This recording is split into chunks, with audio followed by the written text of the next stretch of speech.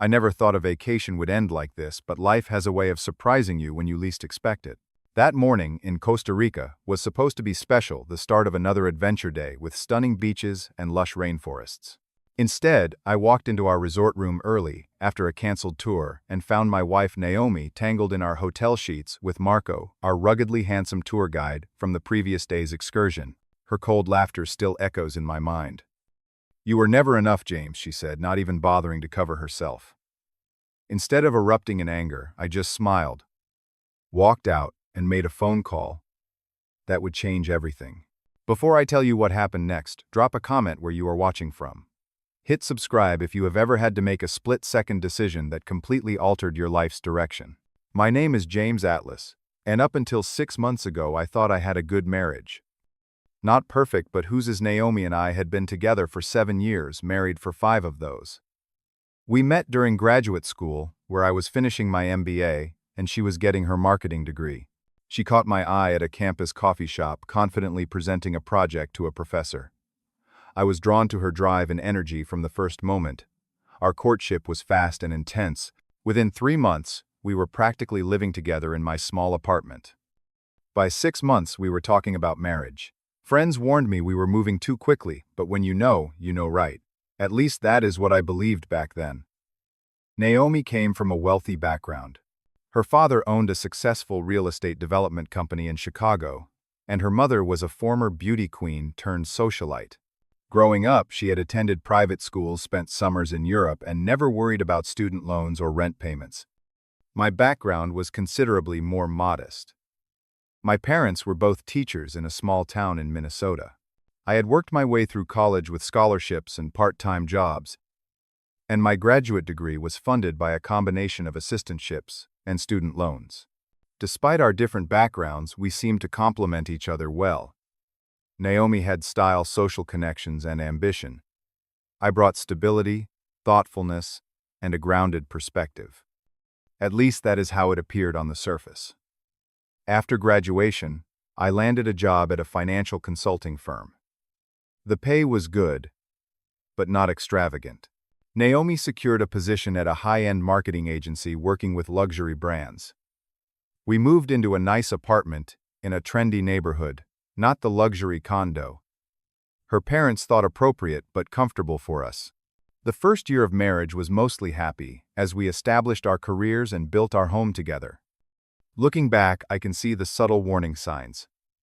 Naomi would sometimes make offhand comments about friends who were traveling more or living in bigger homes. She would occasionally express disappointment when I declined invitations to expensive social events that did not fit our budget. But these moments were infrequent enough that I could dismiss them as temporary frustrations rather than deeper issues. As our careers progressed, the gap between our expectations became more apparent. I was promoted to senior consultant, which came with more responsibility but only a modest increase in salary. Naomi, meanwhile, had moved into a director role at her agency, working with increasingly prestigious clients and attending glamorous industry events. She began to spend more time with colleagues who shared her taste for luxury. Our 3rd anniversary coincided with a significant bonus I received at work. Instead of putting it toward our savings or investment goals as I had planned, I surprised Naomi with a 2-week trip to Italy. It was extravagant by my standards, but I wanted to show her that I understood her desire for experiences and adventure. The trip was a success, at least on the surface. We ate at fine restaurants, stayed in beautiful hotels, and took countless photos for Naomi's increasingly active social media accounts. But I noticed how she would compare our accommodations to those of her more affluent friends. Jessica and her husband stayed at the Four Seasons when they came here, she would say. Or, this restaurant is nice, but supposedly the one across town has a Michelin star. When we returned home, I hoped the trip had satisfied some of her wanderlust, but it seemed to have the opposite effect.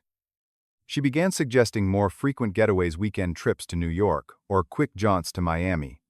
When I explained that we needed to be mindful of our budget, particularly as we had discussed starting a family soon, she grew increasingly frustrated.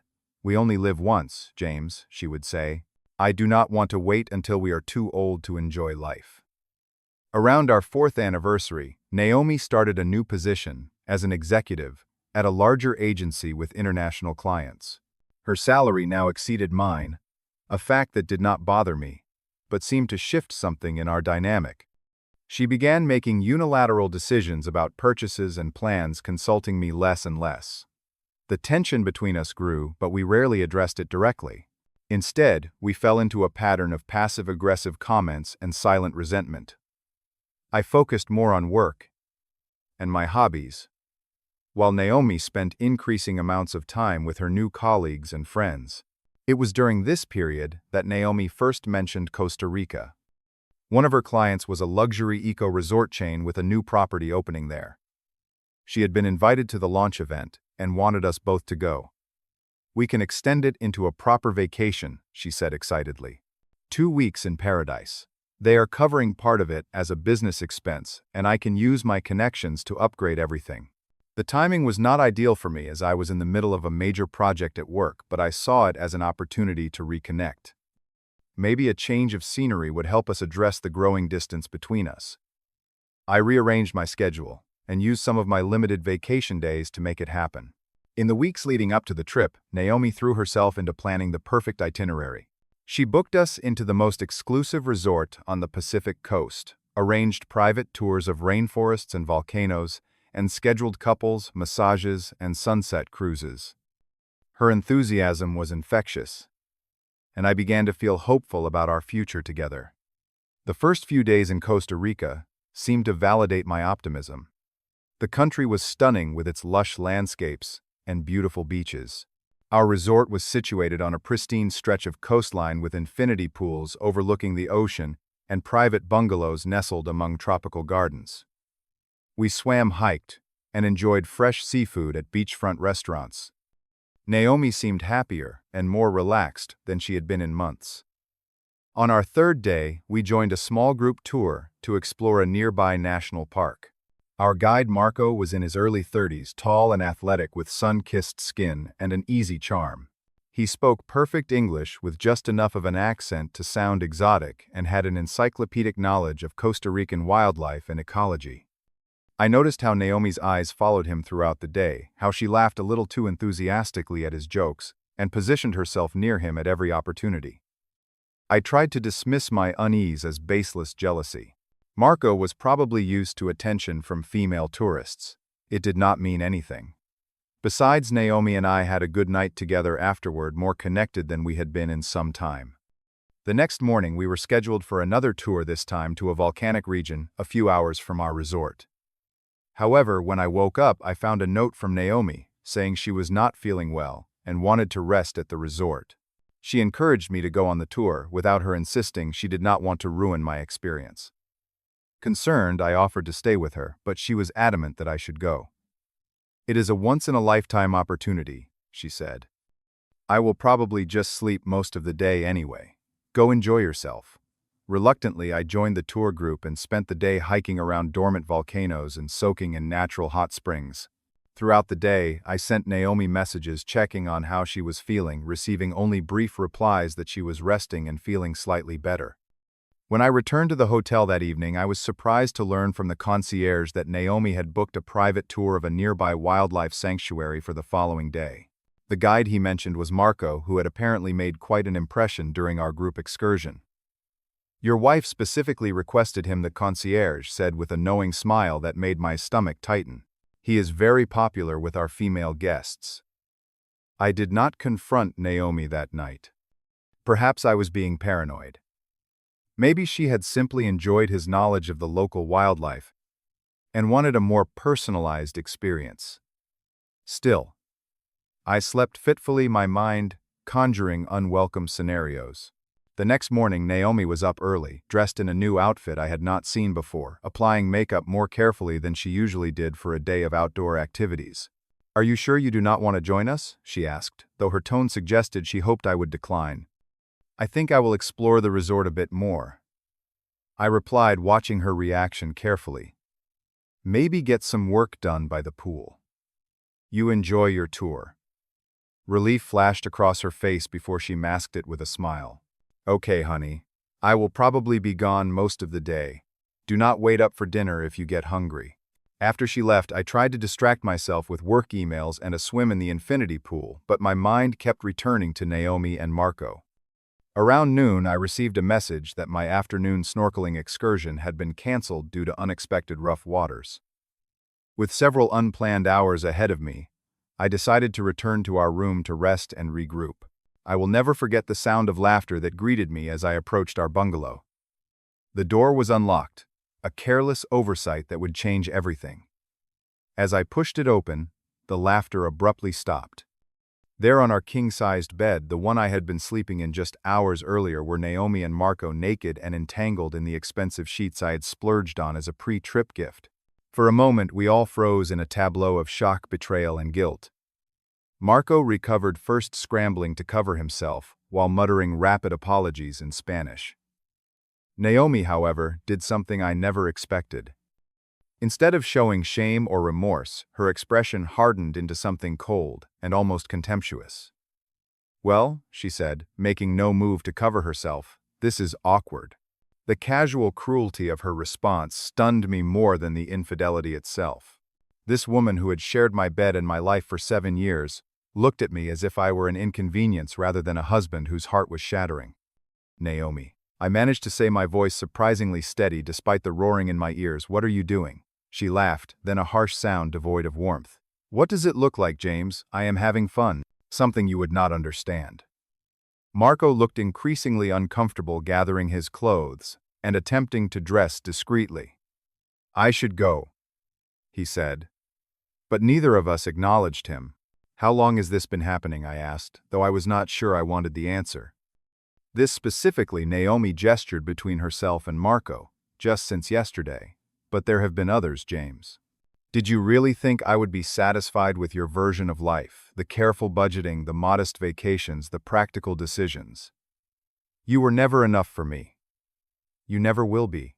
Her words hit like physical blows. Not just the admission of multiple infidelities, but the casual dismissal of everything I thought we had built together. In that moment, I saw our entire relationship through a new lens, and the picture was ugly. Marco had managed to pull on his pants and shirt, though they were badly wrinkled and misaligned. "I will leave you two to discuss," he said, inching toward the door. "No need," I replied, a strange calm settling over me. "I am the one who will be going." Something in my tone must have surprised Naomi. For the first time, her confident facade faltered slightly. "What do you mean?" I smiled then, not out of happiness but from a sudden clarity. "Enjoy your vacation, Naomi. I hope he was worth it." Without waiting for her response, I turned and walked out the door. Instead of heading back to the pool or restaurant, I made my way directly to the resort's front desk. The young woman working there greeted me with the practiced warmth of hospitality professionals everywhere. "How can I help you today, Mr. Atlas?" she asked. "I need to make some changes to my reservation," I said, pulling out my credit card and passport. "First, I would like to change rooms immediately. Something far from Bungalow 12. Second, I need to cancel one return flight to the United States." Her fingers moved efficiently over her keyboard. "I can help with both of those requests. For the flight cancellation, which passenger will not be returning as scheduled?" "Naomi Atlas." I said, the name tasting bitter on my tongue. "My wife will be making her own arrangements." The receptionist's professional smile never wavered, though I detected a flash of understanding in her eyes. "Very well. There will be a cancellation fee for the flight, but since it is more than 72 hours before departure, it is not substantial. Would you like to apply the remaining credit to your account?" "No," I replied without hesitation. "I do not want any connection to that ticket. Consider it forfeited."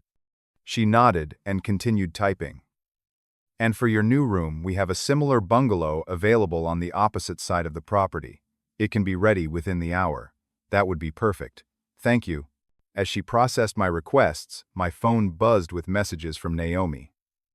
I ignored them all. Instead, I used my phone to make several other arrangements, including contacting our bank to separate our accounts, emailing my attorney to begin divorce proceedings, and messaging a locksmith back home to change the locks on our apartment.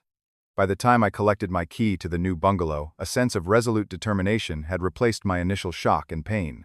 I returned to our original room only long enough to pack my belongings, finding it mercifully empty. I left Naomi's possessions untouched except for removing her copy of our shared itinerary, which included all our flight details. For the remaining 4 days of what should have been our romantic getaway, I crafted a new experience for myself. I took solo excursions into the rainforest, ate at small local restaurants instead of the resort's upscale offerings, and spent evenings on my private deck watching the sunset with a book and a glass of local rum. Naomi tried repeatedly to contact me, her messages evolving from defensive anger to confused concern as she realized the extent of my response. On the morning I was scheduled to depart, I received a final text from her. "This is ridiculous. James, where are you staying? We need to talk before our flight tomorrow." I responded with just 7 words, "Your flight was canceled. Enjoy Costa Rica." Then I blocked her number, checked out of the resort a day early, and caught my flight home, leaving Naomi to discover that she was effectively stranded in paradise with no return ticket, limited funds, now that our accounts were separated, and the uncomfortable realization that her tour guide lover had already moved on to his next client. When I landed back in the United States, the reality of my situation hit me with full force. Our apartment, once a symbol of our shared life and future, now felt like a museum of lies. Every photograph, every piece of furniture we had chosen together, every memory we had created in that space was tainted by Naomi's betrayal. The locksmith had already changed the locks as requested. I placed Naomi's house key, which now would not work, on the coffee table, a symbolic gesture for when she eventually returned. Then I began the meticulous process of separating our lives.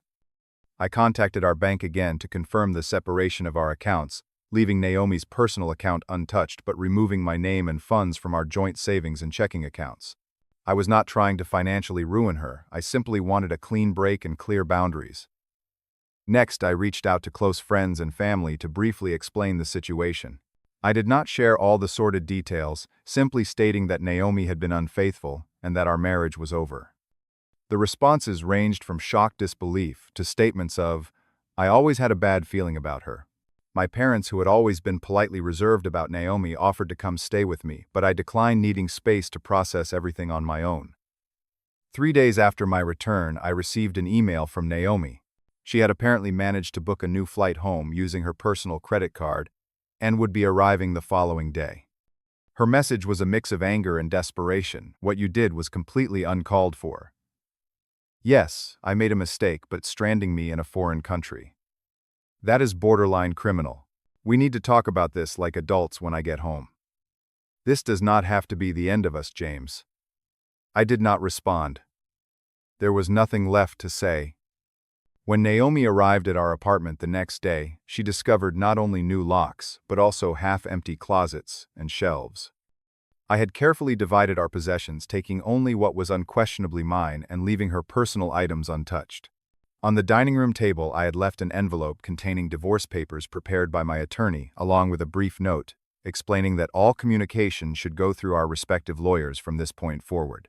She called me 17 times that day. I did not answer once.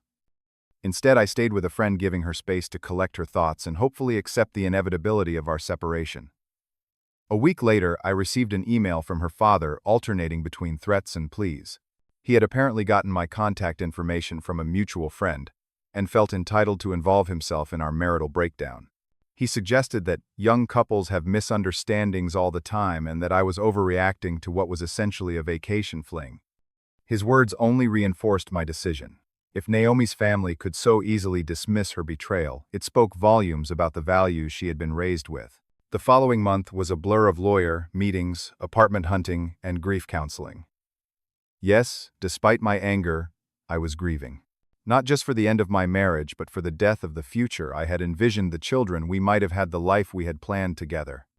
I threw myself into work, taking on extra projects to both distract myself and build up savings I would need as a newly single person.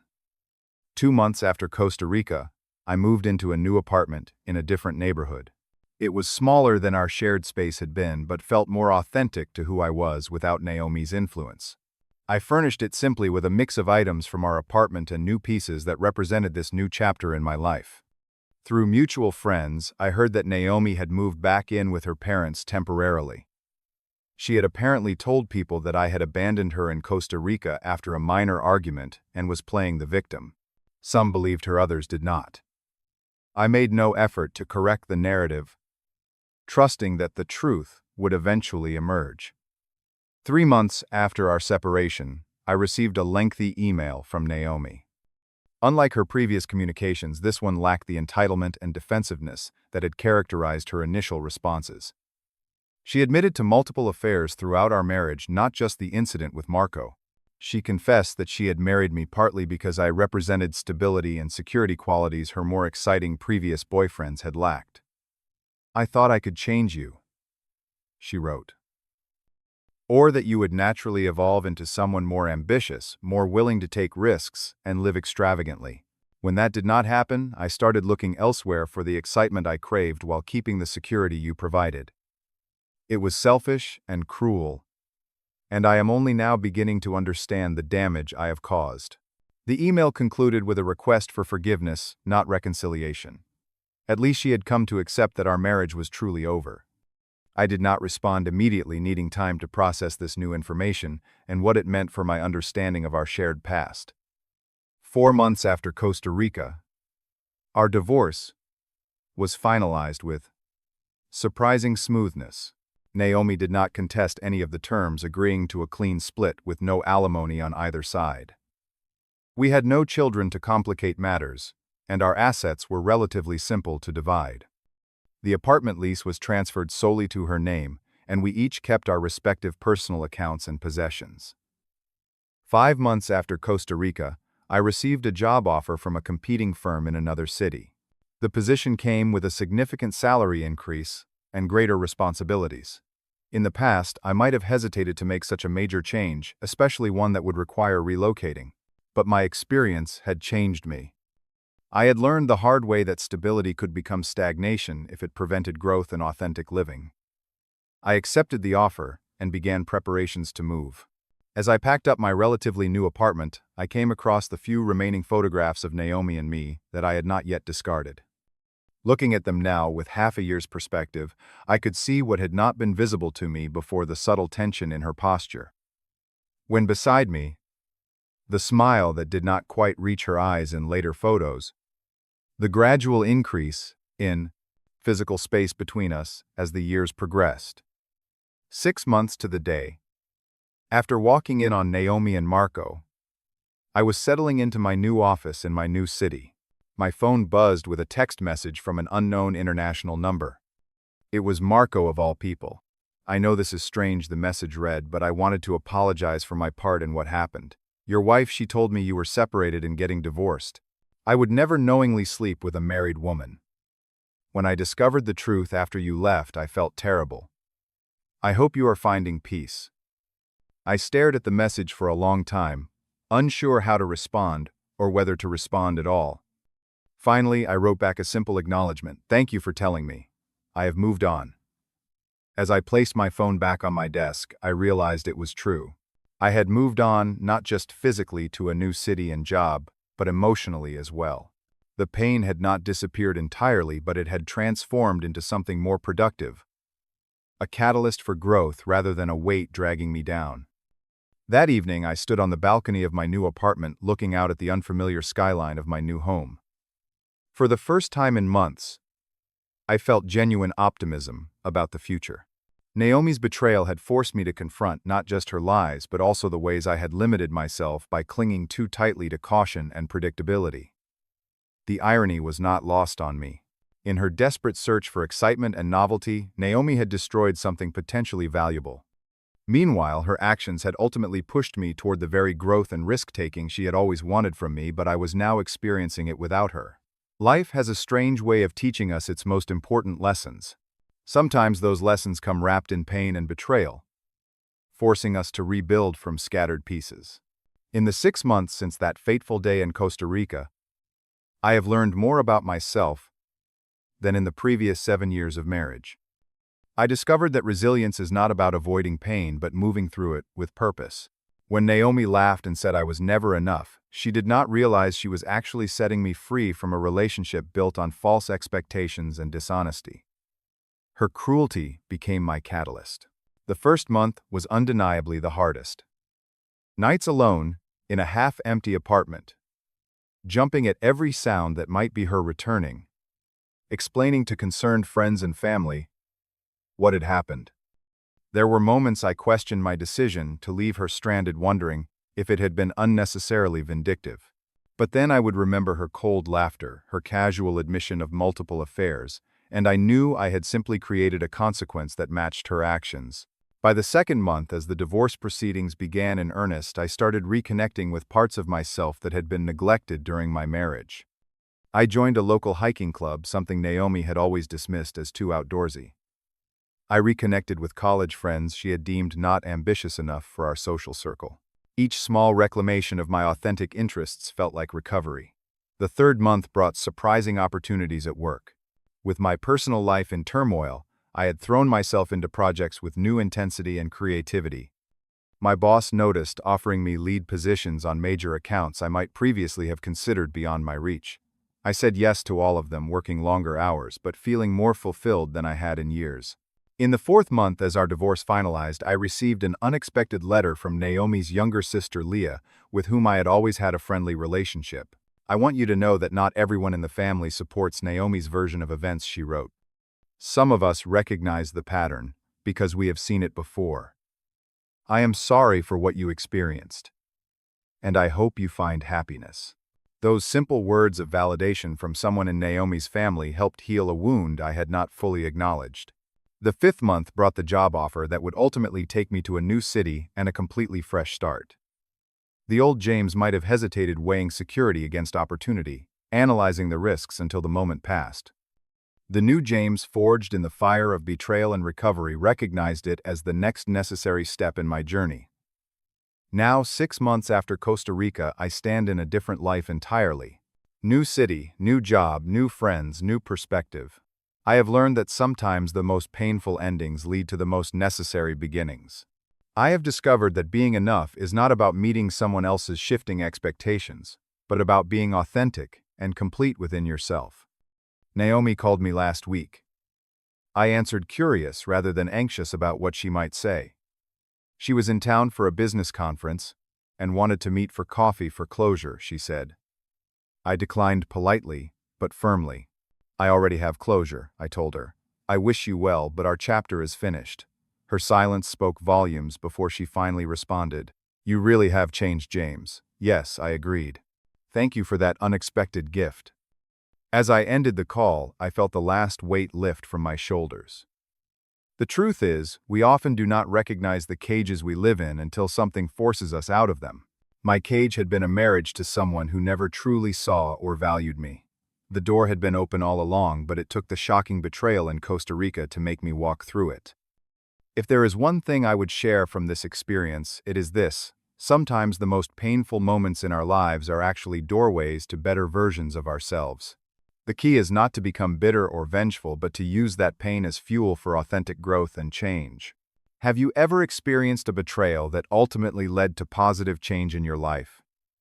Share your story in the comments below. If this resonated with you, please hit that subscribe button and give this video a like.